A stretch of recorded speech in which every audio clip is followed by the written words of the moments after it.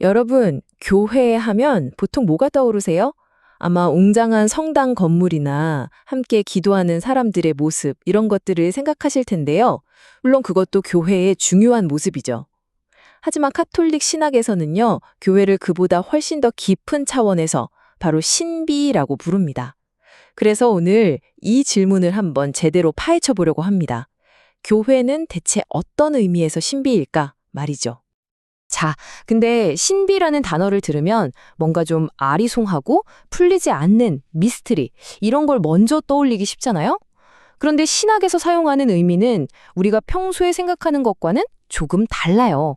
이 개념부터 확실히 짚고 넘어가야 합니다. 신학에서 말하는 신비는요, 인간의 머리로는 도저히 풀 수 없는 그런 수수께끼가 아니에요. 오히려 그 반대에 가깝다고 할 수 있죠. 바로 우리 인간의 역사 안에서 하느님께서 당신의 거룩한 계획과 그 사랑을 점차 드러내 보여주시는 것, 그분의 살아 숨쉬는 현존, 바로 그 자체를 의미하는 겁니다. 그러니까 신비는 감춰진 게 아니라 우리에게 서서히 밝혀지는 위대한 진리인 셈이죠. 그럼 이 교회의 신비를 제대로 이해하기 위해서 오늘 우리가 함께 따라가 볼 5가지 핵심 포인트를 소개해 드릴게요.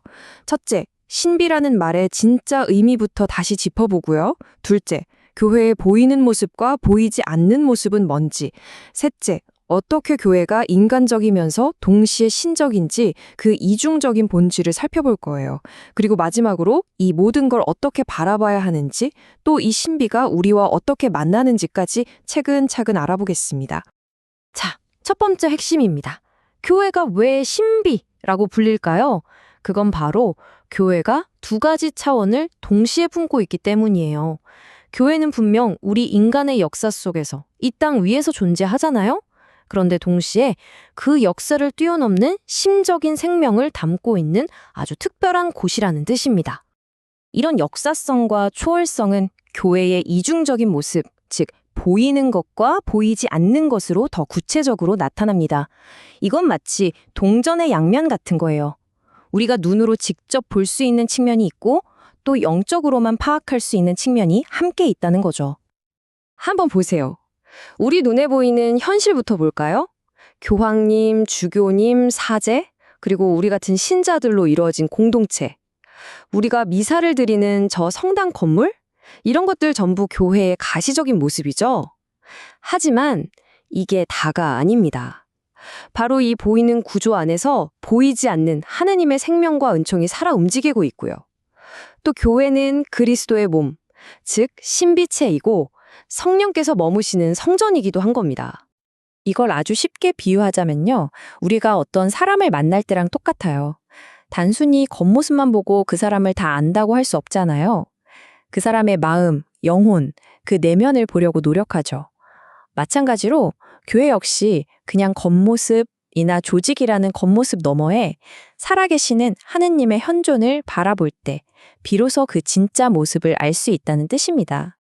이렇게 보이는 것과 보이지 않는 것이 하나로 합쳐져 있다는 건 교회의 또 다른 이중성으로 이어져요. 바로 인간적이면서 동시에 신적인 본질을 가졌다는 건데요. 이게 바로 교회 신비의 가장 핵심이라고 할 수 있습니다. 한편으로 교회는 우리처럼 연약하고 때로는 실수하고 죄를 짓기도 하는 평범한 인간들로 이루어져 있어요. 이 세상의 역사 속에서 활동하는 지극히 인간적인 공동체죠. 하지만 동시에 교회는 하느님께서 직접 세우셨고 예수 그리스도를 머리로 모시면서 성령께서 생명을 불어넣어 주시는 거룩한 신적인 공동체이기도 합니다. 중요한 건 이 인간적인 요소와 신적인 요소가 따로따로 노는 게 아니라는 거예요. 이 둘이 절대 분리되지 않고 하나의 복합적인 실제로 존재하는 것. 바로 이것이 교회를 진짜 신비라고 부르는 이유입니다.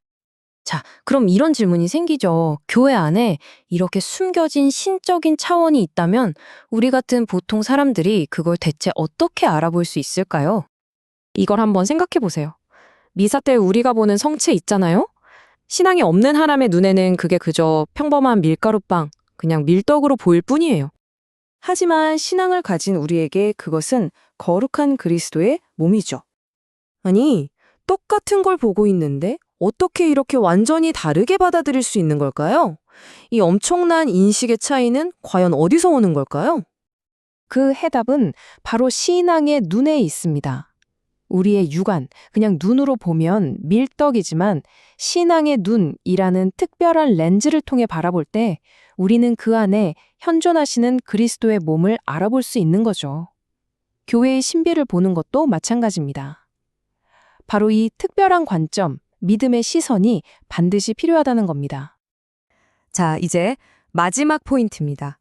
신비로서의 교회가 우리에게 과연 어떤 의미를 갖는지 한번 살펴볼게요. 이걸 이해하려면 성사라는 또 다른 아주 중요한 개념을 같이 알아야 해요. 이게 또 아주 흥미로운데요. 신비를 뜻하는 라틴어 미스테리움이 성사를 뜻하는 사크라멘툼과 아주 깊게 연결되어 있어요. 성사가 뭐죠? 보이지 않는 하느님의 은총을 우리가 볼 수 있는 어떤 표지를 통해서 전달받는 거잖아요.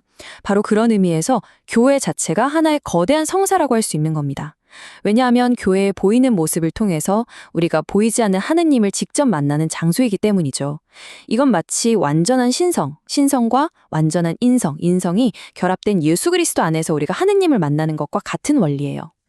그러니까 결론적으로 정리하자면 교회는 우리가 그 눈에 보이는 모습을 통해서 눈에 보이지 않는 하느님의 은총과 생명을 직접 만나고 체험하는 정말 신비로운 장소라고 할 수 있겠습니다. 이 모든 이야기는 결국 우리 각자에게 하나의 질문을 던집니다. 지금 여러분의 눈에는 교회의 어떤 모습이 보이고 있나요? 때로는 실망스러운 인간적인 약점인가요? 아니면 그 모든 것을 감싸 안고 있는 살아 숨쉬는 신적인 신비인가요? 어떤 것을 보게 될지는 결국 우리의 신앙의 눈에 달려 있을 겁니다.